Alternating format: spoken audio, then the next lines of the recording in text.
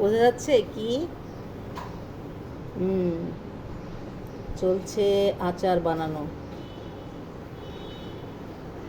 এ পর্যন্ত 4 বয়ম হয়েছে, আরও হবে। আমার মা, আমার শাশুড়ি, এদেরকে দেখেছি 1 মণ আমের আচার বানিয়েছে। এবং আচার বানিয়ে সব, তখনকার দিনে ঘরে ছিল সানসেটের উপরে সব সাজিয়ে সাজিয়ে রাখা হতো।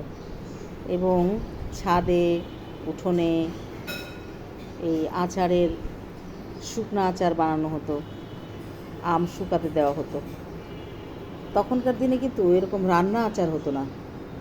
আমরা যেমন এখন রোদের অভাবে যে চুলায় দিয়ে আচার বানায়, তখন বেশিরভাগ আচার হচ্ছে রোদে শুকিয়ে করা হতো।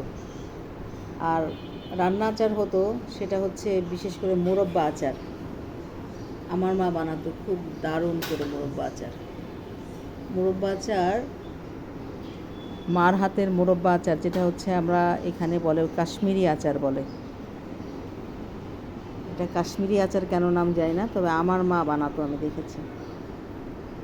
যা হোক, মার হাতের আচার, শাশুড়ির হাতের আচার, সবার হাতের আচার খেয়েছি।